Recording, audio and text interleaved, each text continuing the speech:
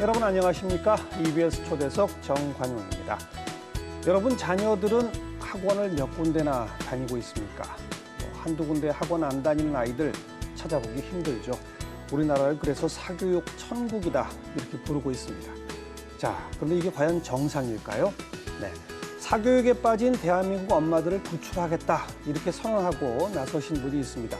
근데 한때 이분은 우리나라 사교육 1번지 대치동에서 입시 상담가, 학습 상담가로 이름을 날리던 분이었어요. 그런데 사교육은 틀렸다라고 외치고 계신 시민단체 아름다운 배움의 박재원 소장님을 오늘 초대했습니다. 박 소장님, 어서 오십시오. 네, 반갑습니다. 네. 대치동 시절부터 얘기를 해야 되겠습니다. 네, 뭐 대치동 뭐 제가 있을 때하고 지금 분위기가 많이 좀 달라지기는 했을 텐데요. 언제 거기서 활동하셨어요? 2000년대 초반부터 쭉 있었습니다. 근데 이제 중요한 것은 이제 대치동이라는 것이 어떤 지역의 의미라기보다는 우리나라 사교육의 어떤 상징이죠. 네, 상징이라고 볼 수 있는데 여전히 이제 그 대치동 방식이라는 것이 어떤 지역의 범위를 넘어서는 것 같아요, 지금은. 그렇죠. 그러니까 전국적으로. 네, 그렇습니다. 시골에 가서 이제 만나는 분들조차도 대치동 방식의 영향권 안에 있다는 걸 느낍니다. 거기서 어떤 일을 하셨어요, 구체적으로? 대치동에서 주로 저는 이제 상담을 오랫동안 했었죠. 어떤 상담이요? 제일 처음에 시작은 학생들 상담이었습니다. 근데 학생들하고 상담을 해보면 잘 안 돼요. 이제 저도 잘 몰랐죠. 근데 이제 상담을 하다 보면 아이들 모습 속에서 가정의 모습이 보입니다. 엄마의 모습이 보이고요. 또 학교에서 선생님과의 관계 이런 것들이 쭉 보이는 거죠. 이제 이런 것들을 제대로 보지 못하고 아이들을 도울 수 있다는 것 자체가 말이 안 된다 이런 것들을 좀 깨닫게 되면서 아니, 그러니까 그게 구체적으로 뭐죠? 뭘 하는 겁니까? 그러니까 상담 보통 그러면 부모님들이 가장 고민하는 게 성적표를 받으면 실망하는 분들이 많을까요? 아니면 만족하는 분들이 많을까요? 실망하는 분이 많겠죠. 그렇겠죠. 그러니까 실망하는 분들이 이제 성적표를 들고 와서 만족스럽게 바꿔달라 이런 얘기를 하게 되면 부모님과의 이제 아이 공부에 대한 상담이 이루어질 수 있고요. 또 이제 그게 어느 정도 진행이 되면 결국 공부는 학생이 하는 거니까 학생을 만나서 얘기를 하다 보면 이제 중요한 게 입시 얘기를 하게 돼 있죠. 그렇죠. 학습에서 입시로 당연히 넘어갈 수밖에 없습니다. 왜냐하면 우리나라 고등학교 지금 사실은 뭐 말로는 수평적인 다양성이라고 얘기하지만 철저하게 수직 계열화돼 있거든요. 이미 고등학교가 입시니까 입시에서 뭐 이런 거 맞습니다. 시작해서. 그러다 보면 또 이제 진로 얘기가 나오게 되겠죠. 예를 들면 뭐 대학의 과를 정할 때 이제 그러다 보면 또 이제 부모님들과 이제 어떤 부모 역할이라든지 아이들의 심리 상태 뭐 이런 것들에 대한 얘기가 나올 수밖에 없고요. 이제 그러다 보니까 다 상담을 해본 경험을 갖게 된 거죠. 어쩌다가 그런 일을 하게 되셨어요? 사실 저는 뭐 저도 이제 80년대 소위 386 세대의 전형처럼 뭐 학생운동, 노동운동. 근데 원래 제가 꿈이 교사였어요. 근데 뒤늦게 이제 특히나 또 제가 독특한 경험이 좀 있습니다. 성적이 이렇게 수직 상승한 경험이 있거든요. 고등학교 때. 언제요? 고등학교 때? 네. 몇 학년 때? 고등학교 1학년 때는 한 중위권 정도? 근데 이제 졸업할 때는 제 위에 아무도 없는. 1등? 이제 그런 경험들이 좀 있어서. 어떻게 그렇게 그게 가능했어요? 중위권에서 갑자기 1등으로? 갑자기라기보다는 뭔가 과정이 있었겠죠. 근데 이제 그 과정 중에서 지금도 저는 이제 학생들을 만나면 제가 가끔 이런 얘기를 해요. 난 너희들 만나러 온 이유가 내 인생에서 가장 화려한 시절은 고등학교 2학년, 3학년이었다. 그 시절에 나의 어떤 그런 아름다운 삶을 너희들한테 선물로 주고 싶다는 얘기를 저도 모르게 해요. 이제 그 간단히 말씀드리면 놀기를 되게 좋아했고 공부를 열심히 하고 싶은 생각은 없었어요. 근데 한 가지 시험이 다가오면 너무 부담이 되는 거예요. 스트레스 받고.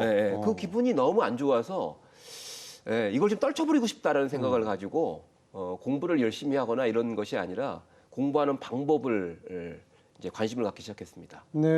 그렇게 해서 이제 실험을 해보는 거죠, 이렇게.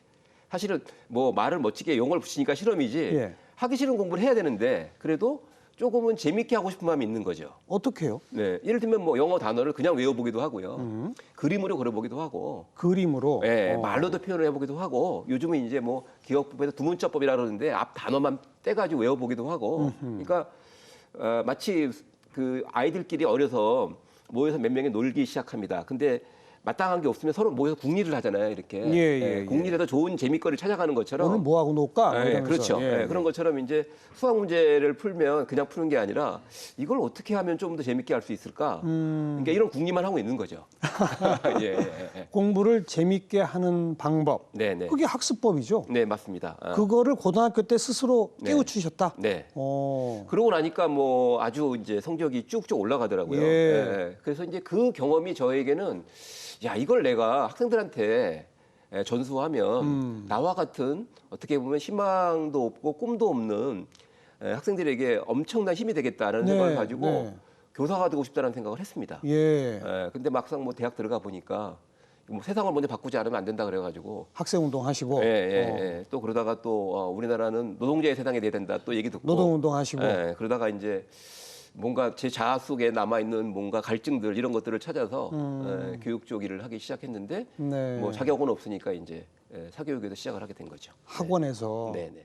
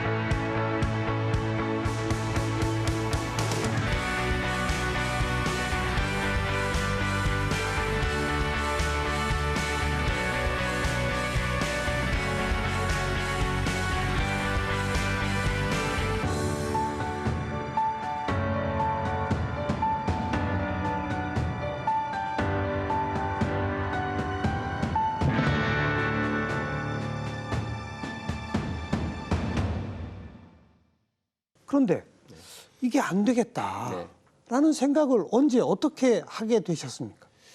뭐 여러 가지 지금 이제 말씀을 들으면서 머릿속에 떠오르는 사례들이 너무 많아요. 이제 그 제가 가끔 이제 그 엄마의 눈물이라는 얘기를 가지고 가끔 얘기를 합니다. 보통 보면 이제 어릴 때는요 아이들이 요즘 아이들 ADHD나 여러 가지 틱이라든지 이런 그러니까 정신적인 스트레스가 과도해서 네, 또는 네. 뭐 저는 그렇게 해석합니다. 뭔가 균형이 무너진 거죠.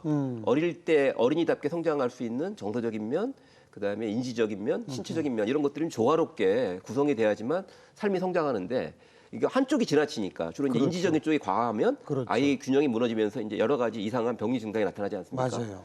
그런 일들 많아요. 많은데 그러면 그런 아이들 옆에 계시는 엄마가 눈물을 흘리고 있거든요. 당연하죠. 예, 당연하죠. 당연합니다. 그다음에 요즘 이제 10대로 가면은요. 무기력이라는 게 빠르게 확산되고 있습니다. 교실에 가면 널브러진 아이들, 나 건드리지 마. 사실 이런 아이들 중에 상당수가 역시 마찬가지로 제가 볼 적에는 과도한 스트레스 주로 네. 과도한 스트레스로 인해서 나타나는 자연스러운 모습인데 사실 그런 부모 옆에도 또 부모님들이 눈물을 흘리고 계시죠. 그렇죠. 일단 그런 부모님들의 눈물을 너무 많이 봤어요. 그리고 그 이전에 아이들 속에 숨어 있는 부모의 모습들을 보게 된 거죠. 그러니까 뭐라 그럴까요? 내가 참 억지를 부리고 있었구나 이런 생각을 하게 되는 거죠. 아이를 붙잡고 상담을 해서 이제 주로 이 교육 상품은 재밌는 게 있거든요. 구매자와 소비자가 달라요. 구매자는 부모고, 네, 그렇죠. 소비자는 네, 학생이고. 그러니까 이제 부모 입장에서 아이한테 문제가 있다고 생각하면 이제 데리고 오는 거죠. 그래서 이제 쭉 얘기를 해보면 부모는 당연하죠. 내가 돈을 많이 줄 테니까 내가 원하는 대로 아이를 바꿔달라. 그렇죠. 저도 되는 줄 알았죠. 예. 되는 줄 알았는데 그리고 사실 어느 정도 가능한 범위도 있어요.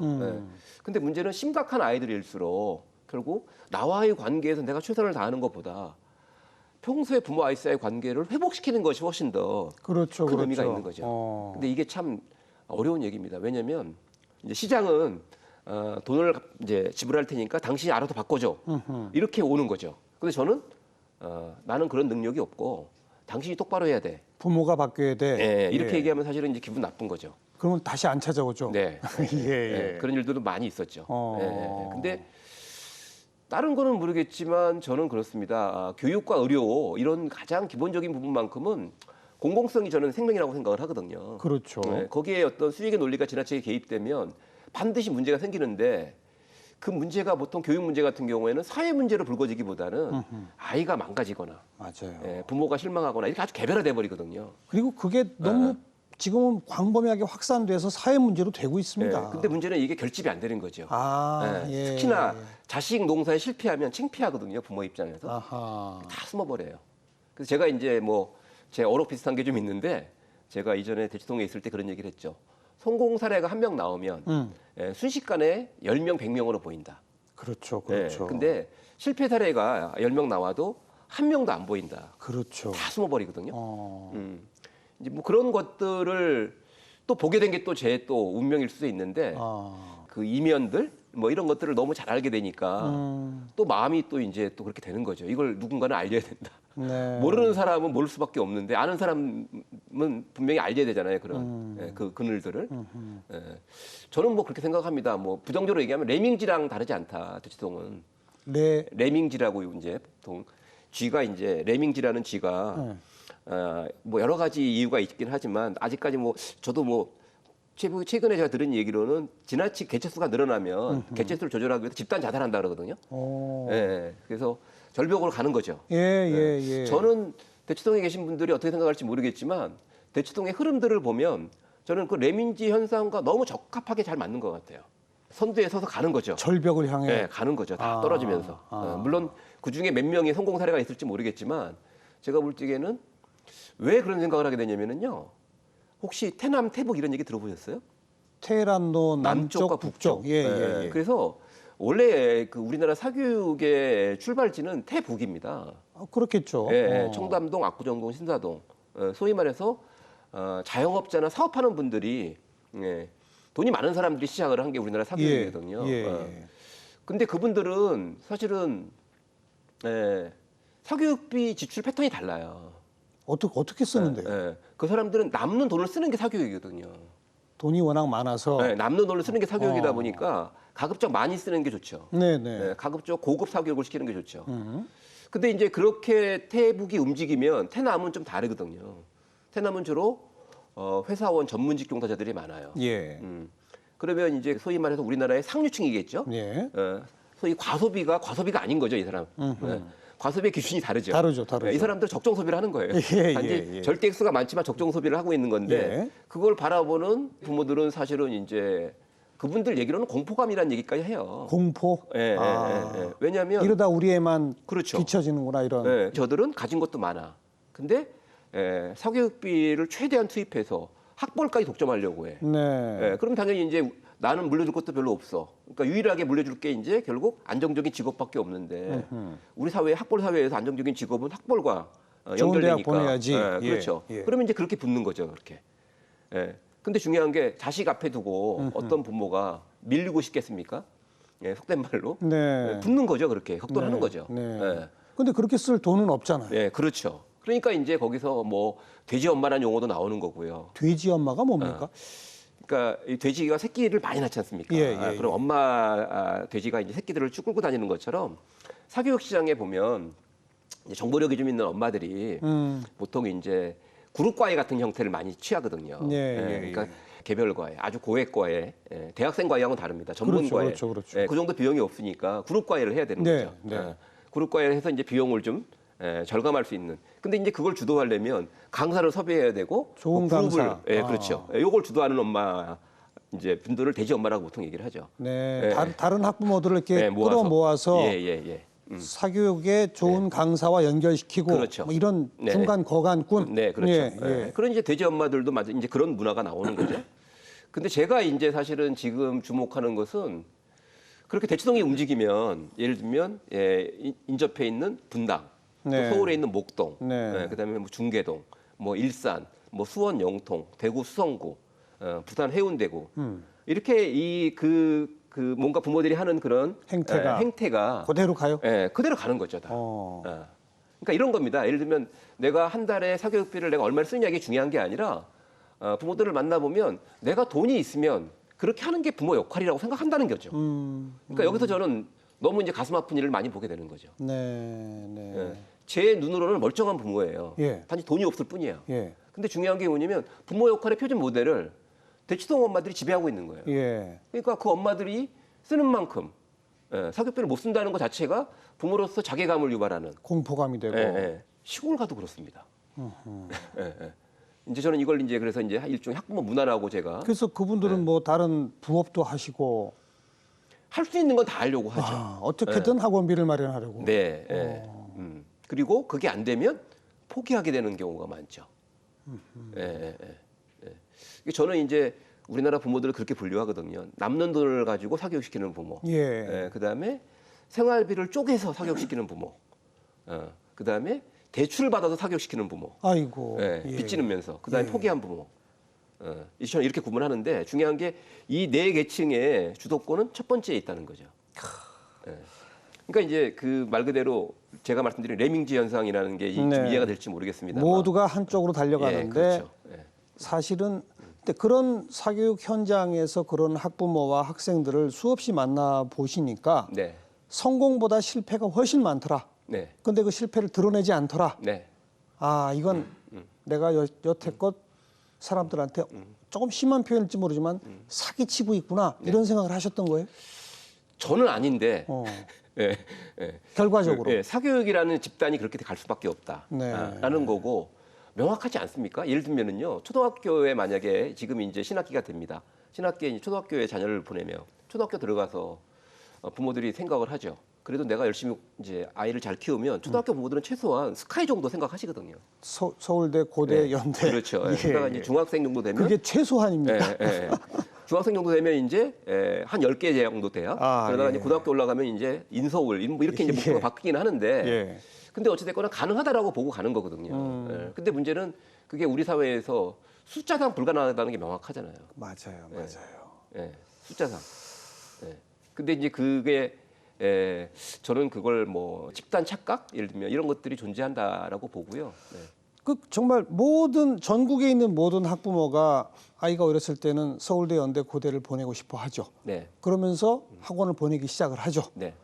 근데 서울대, 연대, 고대 숫자는 딱 정해져 있죠. 나머지는 다 원래 의도하던 바대로 성공을 거두지 못하는 거죠. 네, 맞습니다. 그럼 명확하게 얘기하면 그건 교육이 아닌 거죠. 경쟁인 거죠. 그런데 그게 대한민국 전체 학부모한테 완전히 만연해 있다. 그걸 학부모 문화다.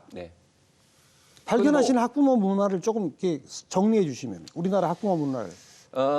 그 학부모 문화에 대한 연구들이 일부 있습니다. 근데 이제 가장 권위 있는 한국교육개발원의 2007년 논문을 보면 네 가지로 우리나라 학부모 문화를 정의를 내리거든요. 첫 번째가 사교육 지향성. 이걸 좀 더 설명을 드리면 학교 공부만으로는 좋은 대학 못 간다. 라는 거고요. 두 번째는 엄마 주도성. 엄마 주도. 엄마가 주로 사교육은 이제 개인 수업이니까 엄마 주도화에. 그다음에 세 번째가 성적 지향성. 성적. 그러니까 성적이라는 숫자가 나오면 그것이 의미가 있든 없든 판단하지 않는다는 거죠. 무조건 거기에 목숨을 건다는 거죠. 그다음에 네 번째가 정보 의존성. 요거는 이제 한 문장으로 연결하면 딱 말이 됩니다. 어떻게요? 요즘 대한민국의 부모들은 엄마 주도하에 사교육에 관한 좋은 정보를 수집해서 아이의 성적을 관리하고 있다. 그렇죠. 제가 요 얘기를 정말 많은 부모님한테 물어보거든요. 이게 우리나라의 학부모 문화인 것 같다. 거기서 나는 예외라고 자신 있게 얘기할 수 있는 분 손 들어보세요. 거의 없습니다. 근데 그 방식은 제가 볼 적에 이렇게 비판할 수 있거든요. 학교 교육을 충분히 활용하고도 가능한 부모들에게 학교 교육의 중요성을 예를 들면 인정할 수 없도록 만드는 문화일 수 있고요. 그렇죠. 아이 스스로 하는 것이 훨씬 더 중요한데 그런 엄마들에게 아이를 믿지 못하게 만드는 문화가 엄마 주도성이라고 볼 수 있죠. 그다음에 아이는 충분히 자신의 꿈을 향해 잘 가고 있는데 단지 그 과정에서 중간중간 확인되는 성적 때문에 이 아이의 가능성을 부정하게 만드는 아주 또 못된 측면이 있고요. 그다음에 정보 의존성은 참 할 말이 많은데 저도 한때는 몇천 명 앞에서 입설 명예를 하는 스타 강사였기 때문에 근데 그분들 보면 꼭 남아서 질문하는 분들이 계시거든요. 그럼 제가 물어보거든요. 두 가지를 물어봅니다. 집에 가셔서 이 얘기 잘 전달해 줄 수 있으세요? 아이한테. 그러면 자신 있다고 얘기하지 못하죠. 그다음에 두 번째 제가 꼭 물어봐요. 아이에 대한 질문을 합니다. 예를 들면 고등학교 2학년이면 일반적으로 겪고 있을 어려움들이 있지 않겠습니까? 그럼 그런 질문을 해요. 그럼 몰라요. 아이 상태를 모른다? 그래요? 네. 어. 그러니까 그 소위 말해서 정보가 많을수록 아이를 잘 모르는 그런 경향들이 있죠. 예, 예, 예. 그 쓸데없는 정보네요. 그렇죠. 어. 네. 그러니까 그런 것들을 보면서 이 문화를 바꿔야 되는데 그 정보들도 대부분 근데 학원이 퍼뜨리는 정보 아닙니까? 심할 정도로 오염돼 있다라고 봐야죠. 왜냐하면 예를 들면 그게 저는 돌팔이 의사들의 의료 정보랑 비슷한 것 같아요. 이게 완전히 돈과 직결되어 있기 때문에 그리고 거기에 대해서는 뭐 할 말이 참 많습니다만 제가 이전에 이제 쓴 책 중에서 학원 설명에 절대로 가지 마라라는 제목의 책을 낸 적이 있습니다. 예. 가장 망했죠. 안 팔렸어요? 예. 예. 욕망의 구조 속에 있는데 그걸 어떻게 그걸 끄집어내려고 하니까 안 되더라고요. 아. 예. 근데 왜 그렇게 학원 설명회 가지 말라고 그러셨어요? 예를 들면 이제 초등학교 아이를 이제 보내는 부모가 얘기를 좀 쭉 듣습니다. 근데 어떤 분들은 기본적인 질서를 강조하는 얘기를 해줘요. 애는 학년이라는 게 있고 학교에 가면 기본적인 나이가 있으니까 너무 조급하게 서두르면 안 된다. 예. 이렇게 얘기를 해주는 정보를 들을 수도 있죠. 그런 그렇죠. 쪽에. 예. 근데 이제 한쪽에서는 학교 교육 따라가면 다 중하위권으로 쳐진다. 부모가 미리 알아서 선행학습해야 된다. 미리 시켜야 된다. 네, 그렇죠. 결국은 이제 이 두 가지 얘기가 제가 볼 적에는 이쪽은 교육적인 얘기고요. 그렇죠. 이쪽은 이제 시장의 논리인데 예. 이 시장의 논리를 가지고 부모들을 이제 예를 들면 지배하게 되면 이쪽은 제가 볼 때는 이제 보통 우리가 얘기하는 부모로서의 길을 강조하는 얘기가 되겠죠. 부모로서 아이와 어떤 관계를 유지하면서 보통 네. 이쪽으로 가면 보통 학부모로서 근데 좀 더 정확하게 얘기하면 사교육 소비자로서의 길로 안내하는 거죠. 그렇죠. 네. 그렇게 되면 멀쩡한 사람 거의 없죠. 네, 그런 분위기에 현혹되는군요. 네, 그렇죠.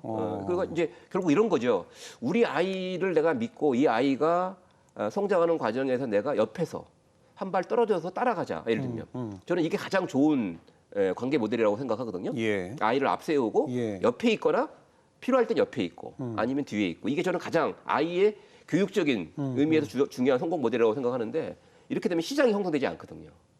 아까 말씀드린 것처럼 그렇죠. 부모들이 할 일이 별로 없거든요. 그리고 부모들이 할 일은 아이가 신호를 보냈을 때 밖에 할 일이 없죠. 네. 근데 이제 그렇게 되면 시장이 형성되지 않거든요. 그렇죠. 그러면 이제 부모가 이를 끌고 가야 되죠. 끌고 가는 모델이죠. 끌고 가려면 이제 중요한 게 아이는 별로 관심이 없지만 부모들에게 끊임없이 뭔가 소비 욕구를 채워줄 수밖에 없는. 네. 그게 이제 사교육의 숙명이죠, 그들은. 그러니까 사교육 업체들이 무슨 뭐 양심에 털난 사람이거나 그러지 않아요. 근데 문제는 그들도 어쨌든 시장에 들어와서 살아남아야 되기 때문에 네. 불가피하게 그런 아이를 끌고 가고 싶은 욕망의 구조를 심어줄 수밖에 없는 거죠. 부모 마음속에. 그래야 네. 돈이 되고 소비가 일어나니까. 그렇죠. 그러니까 그런 구조 속에서 멀쩡한 분들 거의 본 적 없어요.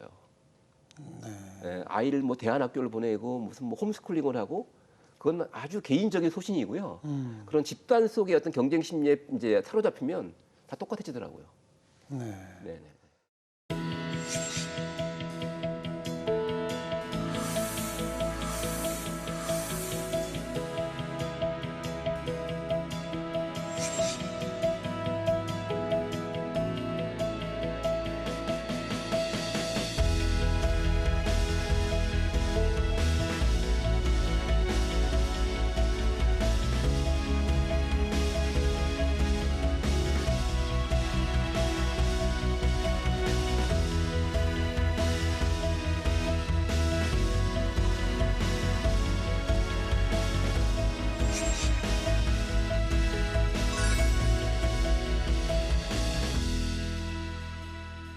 지금 말씀하신 그런 뭐 대안학교 또 가정에서의 교육 네. 그리고 아이의 자기주도적 학습을 믿고 네. 이런 분들은 아직은 극소수죠. 조금씩은 늘어나고 있지 않습니까? 근데 배견할 수가 없죠. 네. 그러니까 이렇게 보시면 돼요. 우리나라 이제 저는 지금 현재 한국의 위기를 한국의 예를 들면 저출산 문제라든지 이런 문제를 좀 다른 각도에서 좀 보고 싶거든요. 예. 그게 뭐냐면 가정의 혼란이에요. 그러니까 부모 역할의 혼란일 수 있다.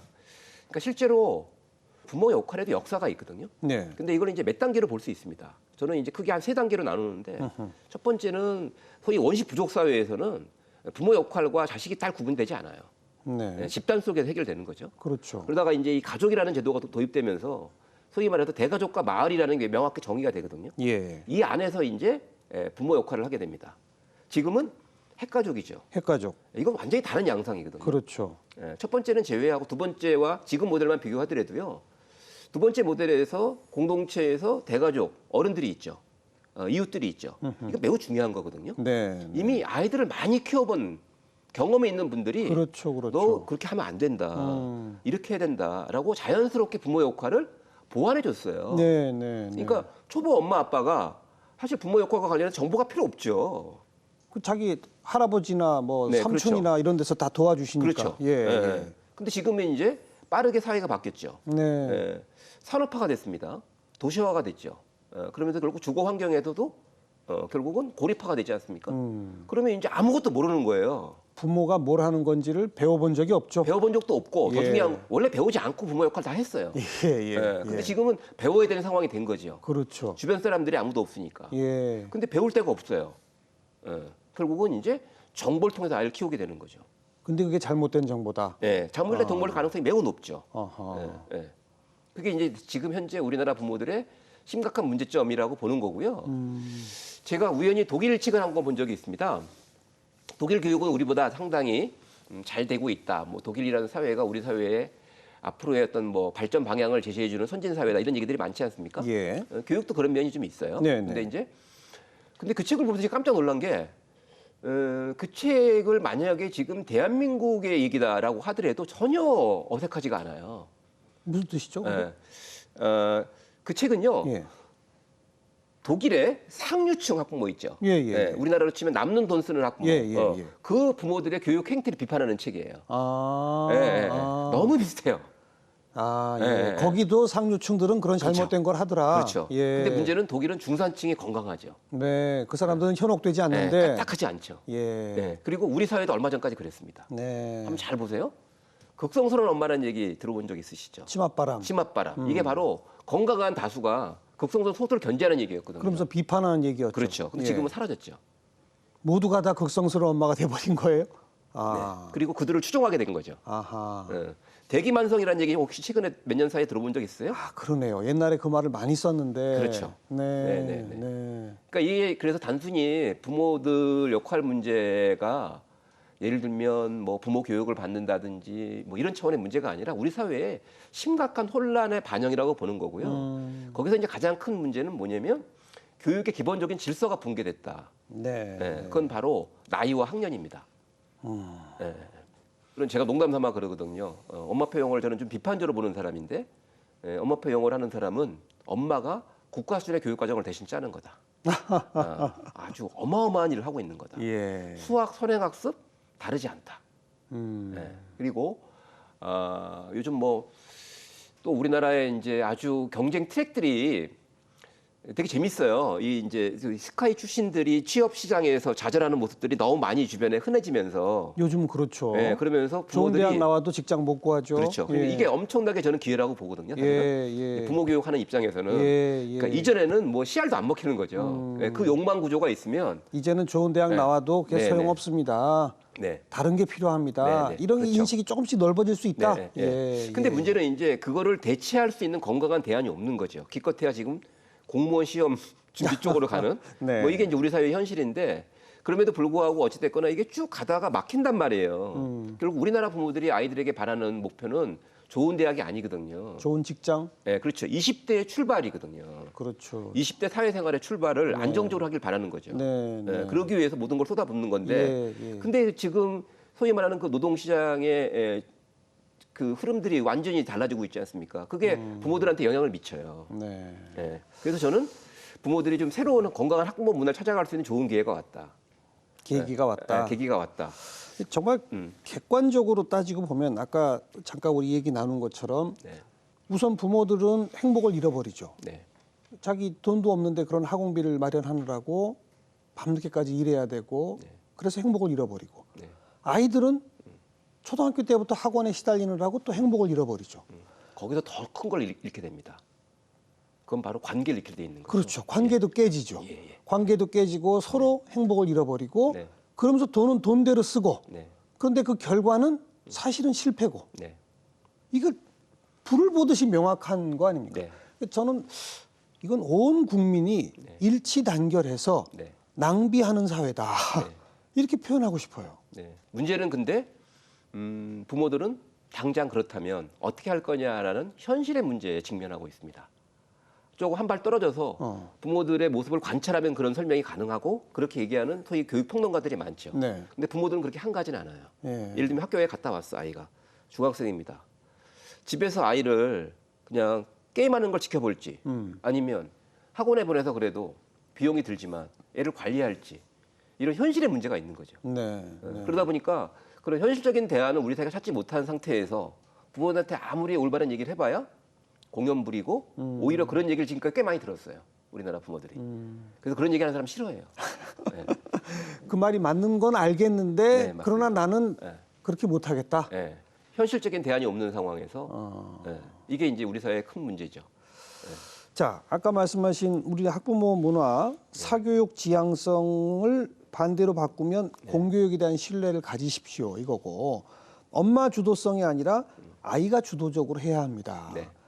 성적 지향성이 아니라 네. 네. 아이의 능력 지향성, 네. 창조력 또는, 지향성 뭐 이런 거. 진로 개발 중심으로 가야 되겠죠. 그리고 정보 의존성, 네. 쓸데없는 정보에 네. 현혹되지 맙시다. 네. 이렇게 반대로 바꿔야 되잖아요. 네, 맞습니다. 근데 그 지금 표현하신 것처럼 네. 현실적 대안으로는 뭘 줘야 이렇게 바뀝니까?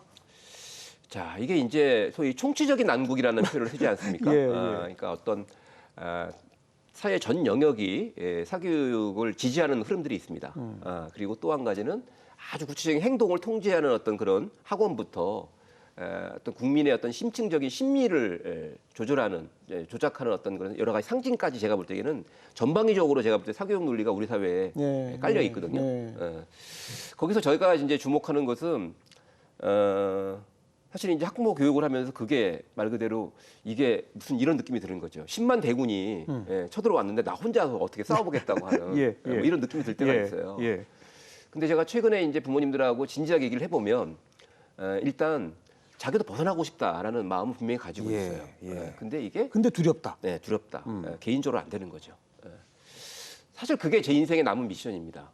이걸 어떻게 해갈 것인가. 근데 최근에 제가 좀 실마리를 좀 잡았어요. 또 어떻게 해요? 집단 탈출이 가능하다라는 거죠. 집단으로는 탈출이 가능하다. 예를 들면 혼자는 못 빠져나와도 네, 그렇죠. 함께는 나오더라. 네, 네. 그리고 예. 중요한 것은 우리나라 부모님들이 가지고 있는 교육에 대한 생각은 우리 아이가 다니는 학교에 대한 판단이 가장 중요합니다. 네, 네. 그러니까 우리나라 교육 제도가 어떻고 이런 것들은 그냥 남 얘기고 내 아이가 그래도 다니는 학교가 좋은 학교면 교육에 대해 대부분 우호적이에요. 예, 예. 그건 당연하지 않겠습니까? 그렇죠, 그렇죠. 그럼 결국 핵심 포인트는 거기에 있는 거죠. 같은 학교에 아이를 보내는 부모들이 집단 탈출하는 거죠. 아, 예, 예. 예. 학부모회 탈출해서. 같은 거 만들고 맞습니다. 이렇게 예. 탈출을 해서 이들이 건강하게 성장하고 회복이 돼서 학교와 협력할 수 있는 그렇죠. 어떤 그런 모델을 만들어내면 굳이 내 돈 들여서 애하고 사이 나빠지면서까지 학원 보내지 않아도 된다라고 생각들을 하시더라는 거죠. 예, 예. 제가 지금 이제 최근에 저도 그래서 야 이게 답이구나. 학교 단위로. 네 맞습니다. 그리고 이미 서울, 경기, 전북교육청은 학부모회가 법제화돼 있습니다. 네, 네, 네. 사실은 이제 학교의 변화 중에 가장 힘든 게 우리나라 부모님들이요 이성적으로는 사교육에 대한 거부감이 있죠. 있죠. 네, 그렇지만 감정적으로는 공교육에 대한 거부감이 더 큽니다. 아. 예. 왜냐하면 근데 그게 또 사실은 아까 학원에 대해서 네. 성공 사례는 극소수인데 그거는 네. 널리 퍼지고 네, 실패 사례는 다 묻힌다라고 했잖아요. 네. 반대 아닐까요? 공교육은 네. 좋은 학교도 굉장히 많지 않습니까? 네, 그렇습니다. 근데 그거는 소문이 잘 안 나고 네. 나쁜 학교의 사례만 퍼지는 거 아닐까요? 네. 저는 그거는 참 어려운 문제인데요. 우리 사회의 인식 수준의 변화가 필요하지 않을까라는 생각이 들어요. 그러니까 우리나라의 교육의 성과는 놀랍습니다. 그리고 실제로 우리나라의 혁신학교 운동은요, 전 세계 교육계가 주목하고 있는 예. 매우 의미 있는 성공 사례입니다. 예. 저도 이제 공부를 좀 하거든요. 그러면 다른 나라들의 성공 사례를 보면 사회 안전망이라든지 여러 가지 제도가 좋아요. 그러면서 좋은 학교 사례가 나오거든요. 근데 우리는 안 그렇거든요. 안 그런데도 불구하고 혁신학교의 성공 사례는 대단히 의미 있는 걸로 평가받고 있어요. 예. 그러니까 척박한 토양에서도 좋은 교육의 성공 사례로. 근데 이제 이걸 갖다가 정말 교육으로 볼 거냐. 근데 문제는 아직까지 우리 사회는 경쟁 심리가 강하거든요. 그리고 경쟁에서 가장 유력한 도구가 사교육이지 않습니까? 그러니까 이제 국민들이 불안하니까 네. 소위 각자 도생의 논리, 나라도 살고 보자라는 논리, 이런 논리와 사교육의 논리가 잘 맞는 것 같아요. 그리고 공교육은 우리 같이 잘 살자라는 얘기인데 이건 사실은 그런 집단의 경험이 없으면 공허한 얘기가 될 수밖에 없을 것 같아요. 그러니까 그렇게 같이 한번 잘해보자 이렇게 모아서 해보니까 되더라는 거죠. 근데 말로는 안 되는 거죠. 말로는 저 사람들이 과연 같이 모여서 할까? 의미 있게 협력할까? 나만 그런 거 아닐까? 양보할까? 예를 들면. 근데 실제로 보니까 정말 좋거든요. 네. 특히나 나만 걱정하는 것처럼 생각했는데 다 똑같은 걱정을 하고 있다라는 그런 어떤 위로, 그거 최고의 위로죠. 그런 좋은 성공 사례를 좀 구체적으로 소개해 주시겠어요? 그러니까 어떤 학교의 학부모들을 상대로 이런 교육을 했더니 네. 학부모들이 서로 고민을 털어놓고 네. 어떤 모임을 만들어서 어떻게 바꿔가더라. 네. 뭐 그걸 좀 보여주세요. 묘하게도요. 네. 교육청의 전반적인 정서는 그러니까 문서상으로는 학부모가 교육의 주체죠. 예. 교사, 학생, 학부모가 3주체죠. 문서상으로는. 근데 실제로 또 교원 집단도 이해가 되는 게 교사 집단, 교원 집단이 학부모와 만나는 경로가 대부분의 경우 민원이거든요. 그렇죠. 예, 그러다 보니까 학부모 집단에 대한 어떤 그런 정서가 좋지 않아요. 예, 그러니까 가만히 있었으면 좋겠다라는 게 너무 지배적이에요. 예. 그래서 저는 지금은 이제 서울 금천구청이라는 마을 교육 공동체 사업이 가장 활성화돼 있는 곳에, 그래서 이제 마을 차원에서 접근을 좀 금천구청의 지원을 받아가지고 금동초등학교라는 곳에서 학부모들과 그 일을 하고 있습니다. 네. 지금 뭐 한 1년 정도 공을 들이고 있는데 저는 느껴요. 이렇게 하면 되겠다는 생각이 듭니다. 이렇게 학교 단위로. 근데 물론 여기서 이제 열쇠는 학교의 태도입니다. 물론 학교가 우호적이고 지지해 주죠. 그렇죠. 그렇게 해서 학부모들이 굳이 학원에 의존하지 않고 예를 들면 이런 거거든요. 스마트폰을 애들이 하루 종일 쥐고 있는 거예요. 근데 이 들고 있는 거 싸우기가 힘들거든요. 근데 학원 보내놓으면 일단 그걸 회수하거든요. 이런 현실적인 이유가 있는 거거든요. 학원을 보내는. 그러니까 우리나라 학원이 단순히 뭐 공부시키는 곳이 아니에요. 부모 역할 중에 상당 부분을 대행해 주는 곳이거든요. 그러니까 그 비싼 돈을 지불하고 보내는 건데 하지만 그게 이제 건강하진 않은 측면이 있다는 걸 알지요. 근데 예를 들면 이제 그런 문제를 학부모들끼리 모여가지고 이야기를 해보면 다 비슷해요. 다 그러면 나오죠. 우리가 학부모들끼리 한번 협약을 만들어 보자. 스마트폰 스마트하게 사용하기 협약. 그렇게 해서 이거를 학교에다 제안을 해보자. 그 학교의 교육 활동 중에서 할 수 있는 것들을 하고 그다음에 아이들과 함께 교사 대표, 학부모 대표, 학생 대표가 모여서 3자 협약을 통해서 예를 들면 한 학교 단위로 스마트폰을 건강하게 사용하기 위한 일종의 새로운 규칙을 만들자. 이런 것들을 제안해서 모든 가정에 아주 이쁘게 만들어서 포스터 같은 거 보내주자. 예를 들면 이런 얘기를 할 때 부모들이 보이는 반응이 있는 거죠. 저는 이제 사실은 부모 교육에 제 나름대로 헌신하겠다라고 생각을 하고 시민단체로 나왔는데 이제 한 4년 5년 됐거든요. 사실 그동안 또 많이 헤맸죠. 마음으로 안 되더라고요. 이게. 시행착오도 겪으셨고. 근데 명확한 것은 공동체성을 회복해야 된다는 얘기들을 많이 하지 않습니까? 지나치게 지금 현재 소위 이 사회가 너무 계열화돼 있고 고립화돼 있으니까. 근데 그 공동체성의 실체가 잘 안 보이지 않아요. 근데 제가 하나 잡은 게 이제 학교라는 곳입니다. 그렇죠. 네네. 학교 단위로. 그 같은 학교에 아이를 보내고 있다라는 부모들이 갖고 있는 공동체성이 있는 거죠. 이걸 너무 그동안 제가 가볍게 생각했던 것 같아요. 그래서 개별적으로 구원이 가능하다. 또 반대로 다른 지자체에서는 지역 단위로도 해본 적이 있습니다. 지역에서 문제의식을 갖고 있는 부모들을 모아서 해본 적이 있어요. 근데 안 돼요. 서로 학교가 다르니까. 기본적으로. 근데 이번에 이제 뭐 여러 가지 해보면서 그런 변화들을 보면서 조금만 노력하고 예를 들면 이런 EBS에서 잘 홍보해주고 같이 노력하면 저는 이 중산층 학부모를 바꿀 수 있다. 그러니까 아까 말씀드린 것처럼 남는 돈 쓰는 부모들은 사실 어떻게 보면 좀 뭐 속된 말로 제게 나야 되거든요. 그분들은 말려도 안 되죠. 그렇죠. 대신 이제 좀 중간에 있는 사람들이 좀 건강한 방법으로 아이를 좀 키우고 그러면서 좀 포기한 부모들 있지 않습니까? 이들과 어떻게 같이 좋은 학교를 만들 수 있을까? 저는 이렇게 가면 아까 말씀드린 것처럼 학벌 사회의 균열이 났거든요. 더 이상 승승장구하고 있지 못하더라. 이거 엄청난 변화거든요. 그걸 계기로 해서 학교 단위 실천으로 가보자. 방금도 우리가 이야기했듯이 교육이란 어린 아이가 성인이 되게끔 만드는 과정 이거 아니겠습니까? 그러자면 사회 생활에 필요한 여러 가지들을 가르쳐야죠.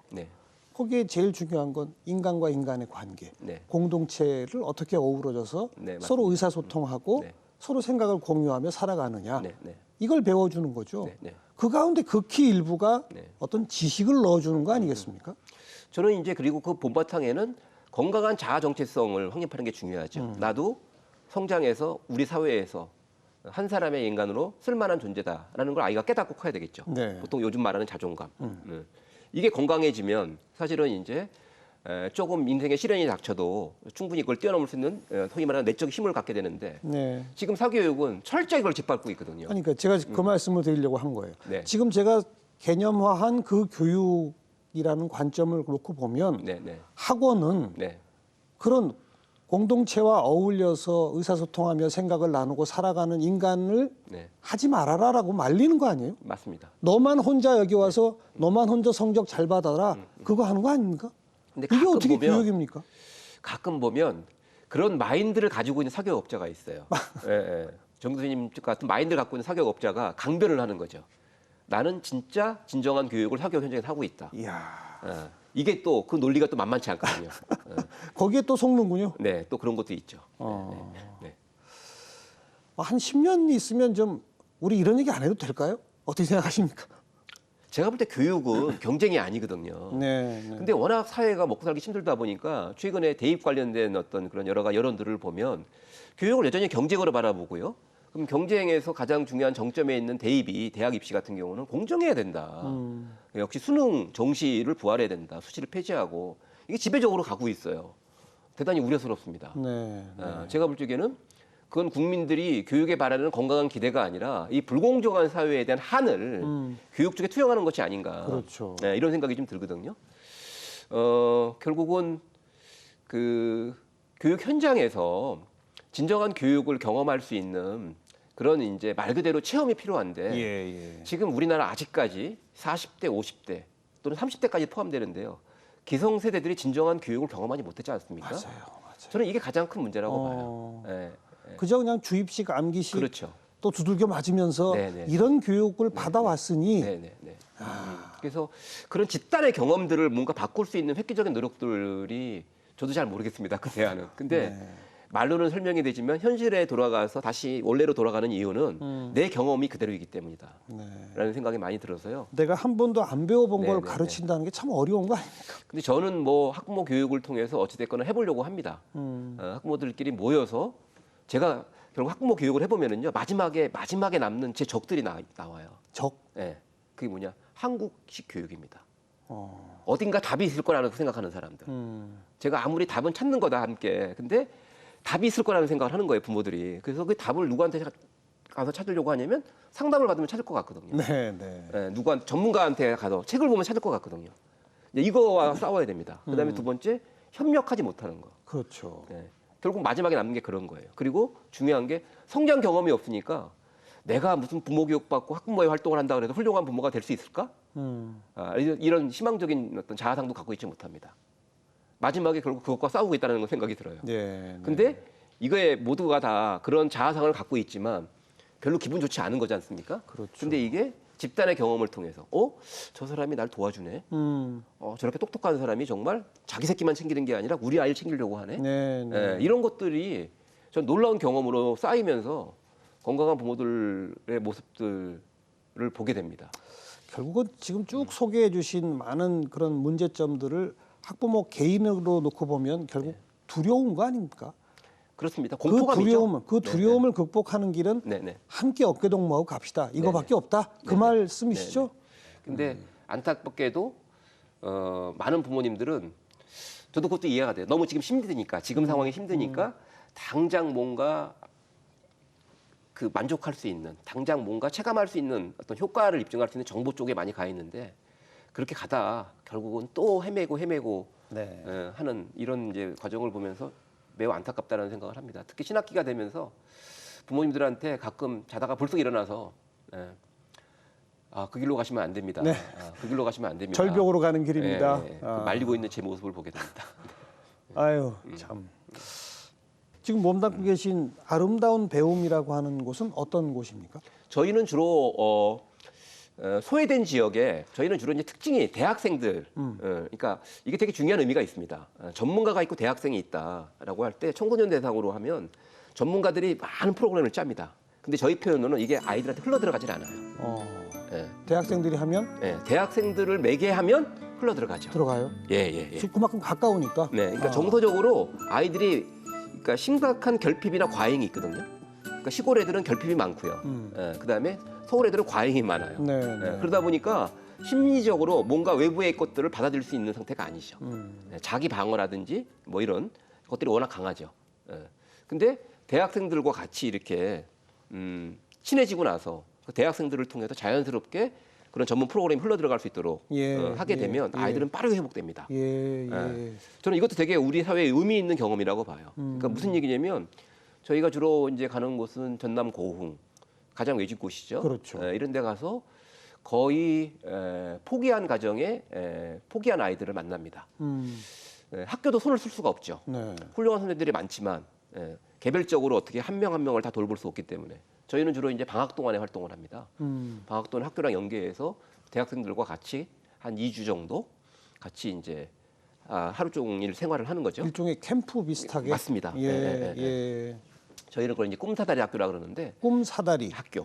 그걸 해보면 아이들이 빠르게 회복되는 걸 확인할 수 있어요. 네. 저도 정말 감동적입니다. 그러면서 무슨 반동이 되냐면 우리나라가 지금까지 아이들이 어떤 짓을 했는지가 명확해지는 거죠. 왜냐하면 상당히 많은 사람들이 아이들 탓을 하고 있거든요. 너희들도 노력하면 되는데. 네. 뭔가 능력주의 기반의 어떤 개인 비난들이 워낙 강하지 않습니까? 근데 그게 정말 부질없다라는 것을 그들이 보여줍니다. 그래서 이제 그런 활동을 통해서 저희가 좀 더 이제 사회적으로 의미 부여를 하자면 중학교들이 자꾸 사라지고 있거든요. 중학교가? 네, 폐교. 초등학교 폐교는 많죠. 많았었는데 이게 중학교까지 올라갔습니까? 네, 초등학교는 그리고 관심을 갖고 있는 사회단체들이 꽤 있어요. 예. 근데 저희는 주로 제가 그런 건 제가 대표는 아닌데 제 대표랑 저희랑 주로 항상 하는 얘기가 시민단체의 존재 이유는 그늘로 가는 거다. 네, 사각지대로 가는 거다. 사람들이 관심 안 기울이는 그렇죠. 대로. 그래서 이제 저희가 주로 하는 곳은 중학교. 폐교 직전에 작은 중학교의 교육 환경을 바꿔주는. 개선을 해서 학생들이 안 떠나는 학교를 만들어주는 뭐 이런 일을 하고 있습니다. 네. 아름다운 배움, 꿈사다리 학교. 네. 오늘 좋은 말씀 많이 잘 들었고 더 좀 많이 다니셔야 될 것 같습니다. 열심히 다니고 있습니다. 다니고 있는데 조금은 이제 교육청이나 이런 좀 제도화할 수 있는 쪽으로 방향을 좀 잡고 노력을 좀 하려고 하고요. 뭐 이런 자리에 불러주셔서 또 많은 힘이 되는 것 같습니다. 네. 오늘 나와주셔서 고맙습니다. 네, 감사합니다. 네, 사교육, 교육이 아닙니다. 심하게 말하면 망국병이라고도 볼 수 있죠. 거기 계속 빠져 계시겠습니까? 아니면 나오시겠습니까? 다음 주에 뵙죠. 안녕히 계십시오.